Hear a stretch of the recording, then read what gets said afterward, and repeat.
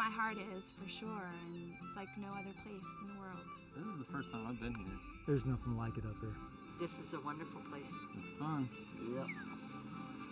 As you can see, the beautiful vistas, wildlife, getting away from the pavement in the city and just enjoying the outdoors. Here you'll find a lot of peace, serenity, beauty. You hear squirrels and woodpeckers, all that. We have skiing, we have backpacking and anything from horseback riding trails to mountain bike riding, and there's also tent camping and swimming. We're just coming out here to do rock climbing, and we're going rafting tomorrow, so it'll be pretty fun. I love caving for the exercise and the thrill of discovery. People come here to have a great adventure and just to really be in the great outdoors and see this magnificent place for themselves.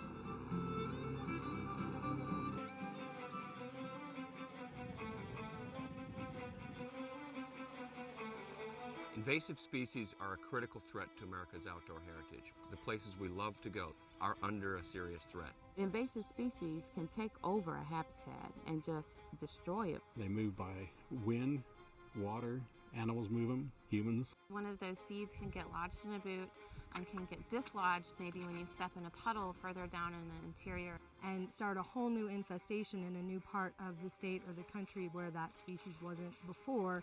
And it's not just plants that we're concerned about. There are all different kinds of organisms that outcompete the native biodiversity. And that's a problem, because, I mean, look at this place. This is incredible. We don't want to lose this resource. Outdoor recreationists can do a lot to prevent the spread of invasive species in the areas that they love. It's this combination of recreation and stewardship. So get yourself educated. These places are beautiful, and this is where we all recreate, and if we don't take care of them, they're not going to be here.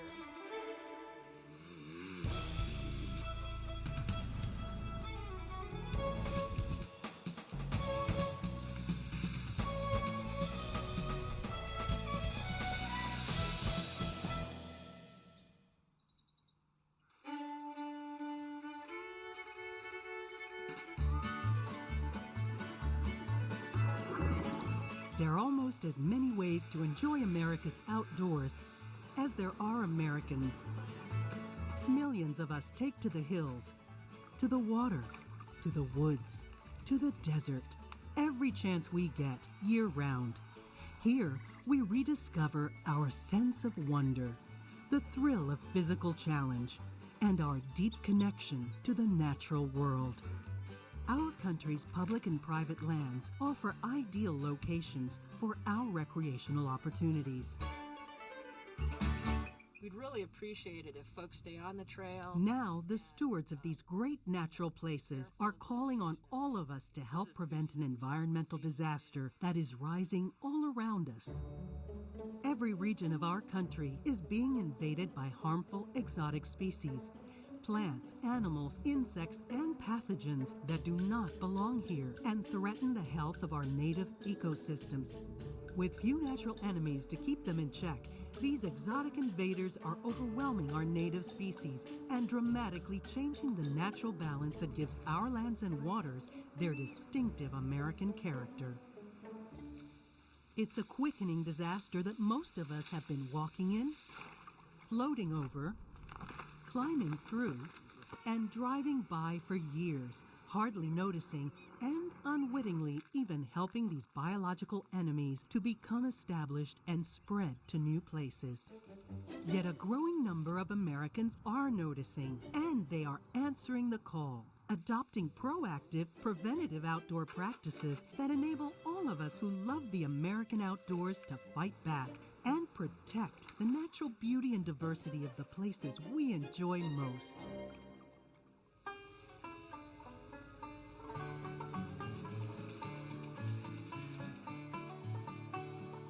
Acadia National Park is just one of my favorite places here in Maine. You've got Cadillac Mountain, which is the first place in the United States where the sun supposedly touches first thing in the morning. You've got the rocks, you've got the ocean. It's unique in New England. And to have people working and helping prevent the spread of invasive species keeps places like Acadia for more people to enjoy. The Invasive Plant Atlas of New England which we call iPain, is a consortium of partners to train volunteers to go out and gather information on invasive species. We hope to be able to replicate this all across the United States. Staff cannot keep up with all the work that is done. There's not enough funding to be had, and we provide thousands of hours of hard work. And it's a lot of fun. If we do this here now, and especially if we work with the communities that are also part of this area, we're going to be able to keep the invasives off this island and get rid of the few that we have. Certainly as you walk, you have to consider that you might have picked up a seed or another thing that could start an invasive plant in a new place. And so definitely clean off boots, clothing, and gear before you move to new areas. You know, I'm no expert. I know a handful of plants, and I know which ones aren't supposed to be there. And if I see one where I know it's not supposed to be, I might pluck it. Guides have a lot of influence on people, and they listen to what we say. We try to educate people. Have fun out there.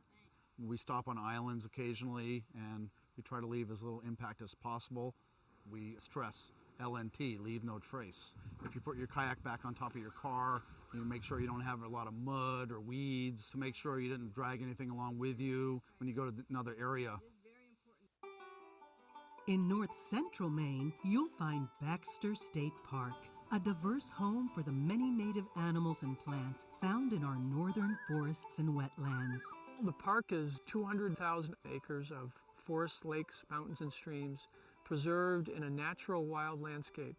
Firewood for us is a big issue right now. We're working very hard to try to educate all users that come to the park with firewood that might be carrying unintended and invasive and exotic insects within that wood. And we're encouraging them to use the wood that we provide. Our lakes and ponds here in Maine are a very important part of our state's economy. Property values start plummeting when a lake becomes infested with an aquatic invader. Recreational values also decline. I mean, look around you right now. This is what's at stake. So if you spot something suspicious, run it through the field guide. If it checks out to be native, then you're fine. And if not, bag a sample, mark the location, and send it to us. You probably aren't going to learn all of the aquatic plants, but you can learn the 5 that are growing in front of your camp. And as long as an infestation can be caught when it's just starting, it's really possible to have a chance of eradicating it.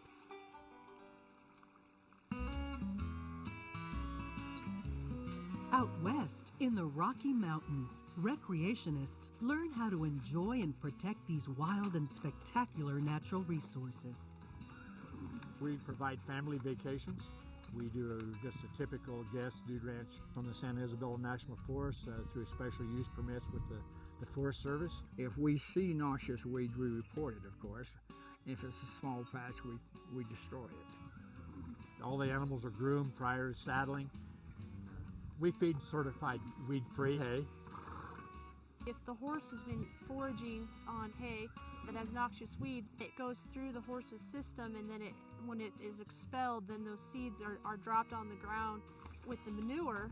Then they can grow and then take over and be invasive. A lot of our noxious weeds were actually brought here by humans, planted as ornamentals, and that's true of our land weeds and our water weeds. And so they tend to be very pretty with unique leaf shapes and colors, and unfortunately, because they don't have the predators here, they can take over and displace our native species. I've got my camera. Let's get a GPS coordinate on it too. If you have a GPS unit in the field, taking the coordinates greatly increases the chance that we are going to be able to get back to that same place. And cameras, any sort of photos of the specimen you're reporting, as well as the habitat, that also really helps us. This is ox-eyed daisy. It's an invasive ornamental, very showy. Unfortunately, it's very invasive, crowds out the native plants, and is really a problem for our ecosystems. But we do have alternatives that are either native or non-invasive that they can plant in their gardens to replace them, to give them pretty much the same look, but yet not be invasive to their environment. We're on the south side of Tin Cup Pass, right near the Continental Divide. It's It's not a real smooth road, but that's part of the appeal, is bouncing up here in a Jeep or on an ATV and dirt bike. When folks are up here using this beautiful area and traveling on the trails, the main thing is for them to stay on the trails, not get off where they're disturbing the ground and making new sites for weeds to get a foothold. It's also important to clean your equipment, ATVs, dirt bikes, Jeeps. Well, right now I'm just making sure I don't have any weeds stuck up in my wheels. If I do, I'll pull them out and discard them. That's what it should all be about, is keeping it just the way it is, just the way you saw it. Don't change anything. We're on the Arkansas River, in one of the busiest canyons on the most recreated whitewater river in the country. We do have invasive aquatic species in Colorado. Everything's interconnected via waterways and pipelines, etc. We can be a conduit between the moving waters, so if we can just get people to clean and drain and drive their boats between uses, then that can be a real advantage, because really those little critters can hide just about in anything that's wet. If your boat ends up in Oregon's Umpqua River, you should know how to protect this environmental gem from aquatic invasive species. On the Deschutes River, they have New Zealand mud snails. And if you're rafting the river and you come here, especially if your gear is still wet from the Deschutes, when you go into the Umpqua, you might be losing some of those mud snails into this river, and they get established. So the best thing is to let things dry long enough so that the snails dry out. Prevention is so much easier than eradication later. The rivers and streams of the Appalachian Mountains attract rafters and other recreationists, as well as invasive animals, plants, and pathogens. We're just a family whitewater activity center, and as people end their trip here and take out, they might have brushed against a bush or something, and taking it from basically from this point to another point, that's where you can have a bunch of trouble. The river shoes are really good at this, where they trap something in there. But go ahead and take your shoes off, either wash them out or just kind of give it a good shake. And let's keep what's not supposed to be here where it's supposed to be. The Appalachian National Scenic Trail runs from Georgia to Maine, 2,175 miles long, through 14 states. People enjoy volunteering, which is a huge component of the Appalachian Trail. It's what makes it special. As a hiker, you can always make sure that when you're going into a new area that your boots are clean, that your clothes are clean, Good to go. that if you have a dog that you're making sure that it's clean before and after it's come off the trail to minimize the spread of those seed sources. We encourage volunteers to come out, and we train them how to use our data sheets, our GPS units. We go out on the trail. We train them how to collect data on invasive plant occurrences. This is coltsfoot. You collect the species, the latitude and longitude, and enter that data onto EDMAPS, is Early Detection Distribution Mapping. It's a national web database so that we can protect our native species that are unique to this area. Linville Gorge Wilderness Area in North Carolina is a mecca for hikers, rock climbers, and musicians. But it's also vulnerable to harmful exotic species. This is the first place I climbed when I was 12 years old, and I've been climbing here ever since.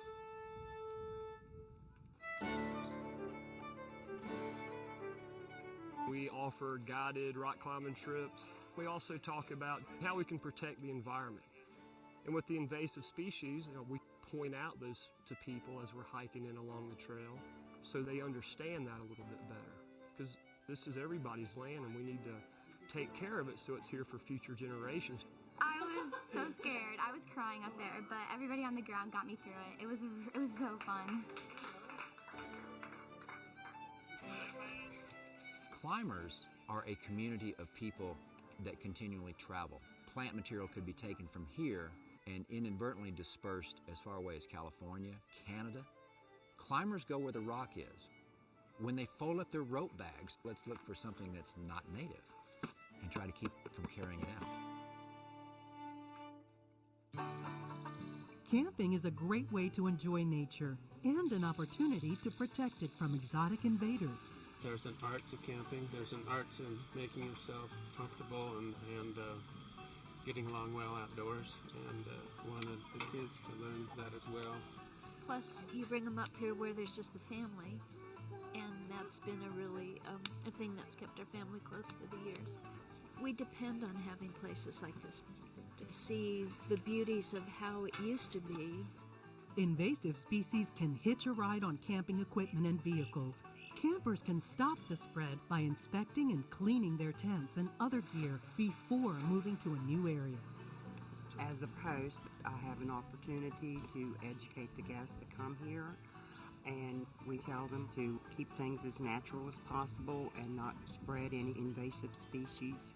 Invasive forest insects and diseases can infest firewood. You can protect America's forests by not moving firewood and by practicing burn it where you buy it.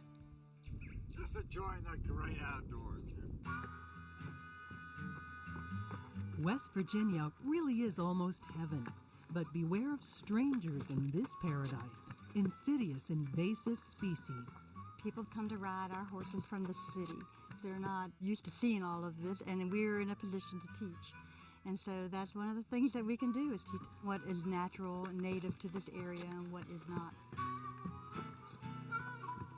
The Japanese silk grass is causing problems because it takes over the wildflowers or the grass that the horses actually eat, because they don't eat the Japanese grass. And one of the ways that you can prevent that from traveling from an area that it's not supposed to be, looking at your feet before you go home so you don't bring it home with you.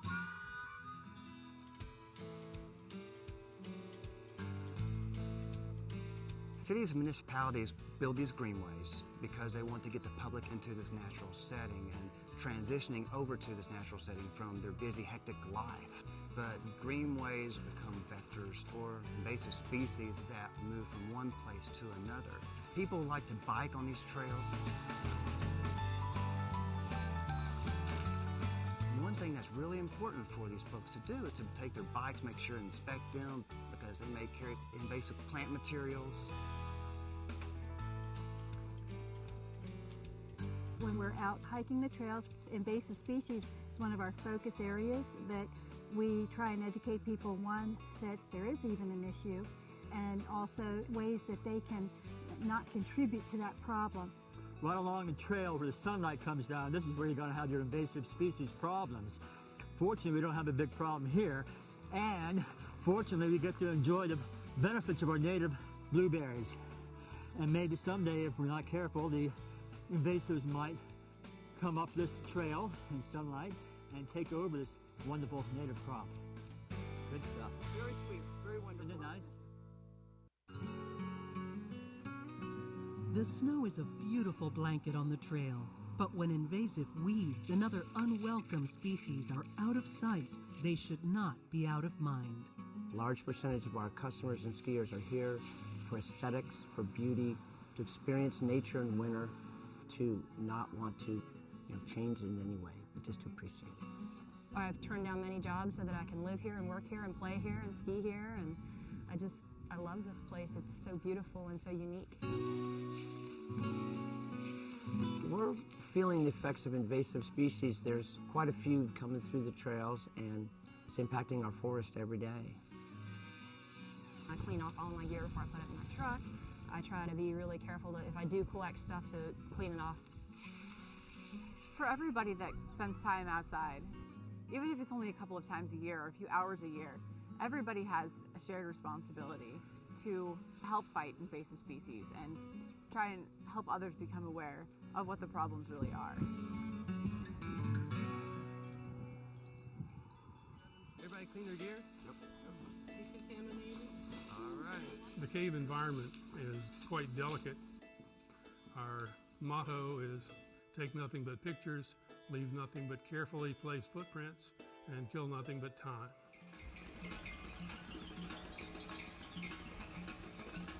Bats are very, very important to the environment. Most of our bat species are insect eaters, so they're helping control forest and crop pests. But they have a lot of threats. The greatest invasive threat to North America's bat populations is white nose syndrome. a deadly disease that leaves a white residue on bats and could be accidentally spread by cavers and other recreationists. Because we don't know what is causing white nose and how it's being transmitted, we have to be ultra cautious. We want to make sure we decontaminate all our gear, or we have a set of clothing and gear that we dedicate specifically to a particular area, and we don't transport it from site to site. Cavers, like all other recreationists, are doing their best to keep nature in balance and be part of the solution rather than part of the problem. Birding is one of the fastest growing outdoor recreation activities in America. Virginia's Occoquan Bay National Wildlife Refuge is habitat for many species of native birds and, unfortunately, of aggressive invasive plants. The refuge is a great stopover for migratory species. During fall and spring migrations, people love to come here to do a lot of birding. Native plants on this refuge are very important to the native birds. One of the first things you could do is to become familiar with non-native species. There's books and pamphlets available to show you what doesn't belong. I hope it never runs out of print because this has good descriptions of plants like microstegium. Stuff is so pretty, you know. People think it looks like Easter grass, but it's squeezed out natives. And look how it's spread down this trail. The birds are a reflection of the habitat. They will continue to come through here if it's a good place, or we will see significant drop-off and no birds here anymore. As birders, we will be aware that something has changed, something that probably doesn't belong there. And we can bring these to the park, the refuge, or the county's attention.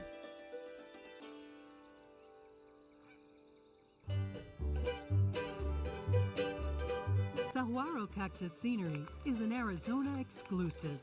But when recreating in this unique environment, look beyond the landscape for invasive threats. The Sabino Canyon Recreation Area is a very popular tourist destination. People come for hiking, for birding, for playing in the water, but there are also things going on that a lot of people don't notice when they're hiking or riding the shuttle. There are invasions by a number of plant species which are displacing some of the native vegetation. This plant is giant reed. It's from Eurasia. It's highly invasive. These things, given their way, would fill in the stream channel completely, which was what they were doing until our volunteer group started coming in to remove this stuff. And this is the way the majority of our work has been done, is through these volunteer community projects. Good morning. We're here to remove buffalo grass. Across Arizona, recreationists are becoming volunteers, defending their natural resources by helping to control buffalo grass, an invasive plant from Africa that threatens the delicate ecosystem. Buffalo grass was introduced in Tucson area in 1938 for cattle forage and soil erosion. It has since escaped and started spreading rapidly. It's got a lot of biomass and it produces a really hot fire. You get a buffalo grass fire. When it burns, it comes back very rapidly. It resprouts from the roots, creates an instant monoculture because very few of our desert species are adapted to fire. Once we pull it out, we have to put in a thatch or in a row and rock it down. And the reason we do that is if the wind comes, it blows it away and all the seeds will spread even further, so we try to contain an area. We know we're making a dent in this.